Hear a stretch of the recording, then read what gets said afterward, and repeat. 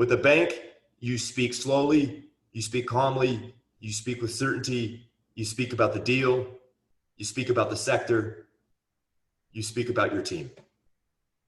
You speak about your game plan for making sure the business is going to be a success. You speak about things like debt service coverage ratio and the fact that you'll only do deals if there's a base debt service coverage ratio of, say, at least 150%. You start telling the bank about the deals you've walked away from. You start telling the bank about red flags you look for when you're analyzing deals and things that are a non-negotiable for you that'll force you to walk away. You start telling banks about your internal controls that you have that keep you from doing deals. Maybe a company that doesn't have growing sales over the last 2 or 3 years. A company that's in a declining metro that's maybe moving towards, say, being a ghost town in the worst case scenario. You start telling banks all the things that keep you from doing deals, and you basically take the role of being the chooser yourself as opposed to letting the bank dictate what deals you can and can't do. So, right, as opposed to having the bank tell you the kinds of deals they'll lend on, you tell the bank all of the things that you avoid, that you refuse to do, all the deals you'll never bring to the bank. So you're really conservative with the bank. With an investor, I still believe initially in having that level of conservative, that conservative nature, but you definitely can be a little bit more entrepreneurial.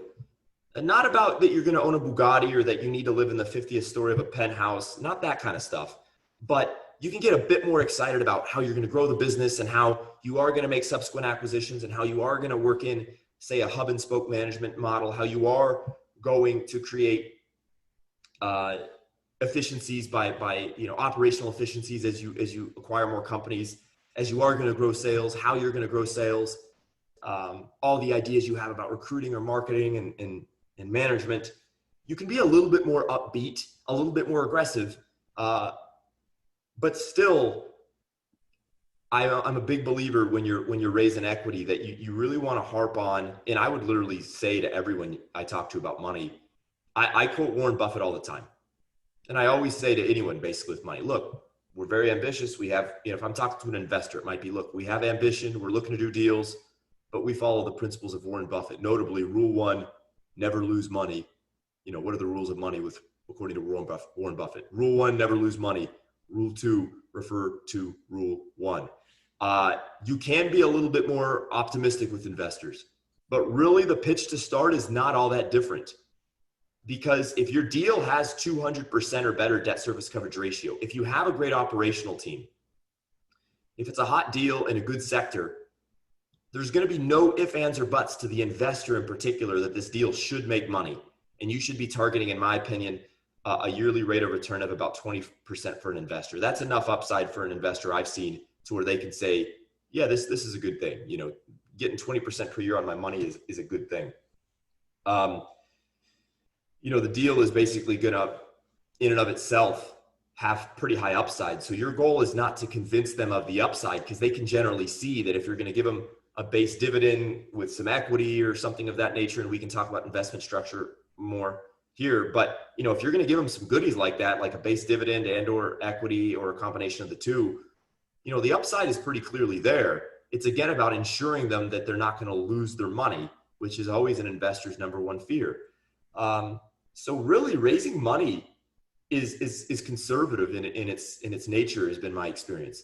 This idea of 0% chance of failure, everything we touch turns to gold, and kind of this, I don't like the Billy May style of selling. Guaranteed money, guaranteed returns, guaranteed, I don't know if you guys know who Billy Mays is. He pitches ads on TV and stuff, and, OxyClean and Disc. I don't think being a hype man is a good way to raise money. I've found that the opposite works a lot better for me. Almost more like you're a doctor diagnosing a patient, say a patient in critical care of, hey, we realistically see about a 97% chance of success. Like any operation that requires anesthesia, which is when you put a patient down and put them to sleep for a temporary period of time. Like any operation of this nature, there is risk. We minimize risk by doing A, B, and C. But when you talk about money from a very cold-hearted, detached, methodical, professional lens, you acknowledge the risk, but you make this simple and cogent argument that the upside is just far superior than the risk. People will take, at least in my experience, they'll take you much more seriously with that kind of a cool, calm, professional tone.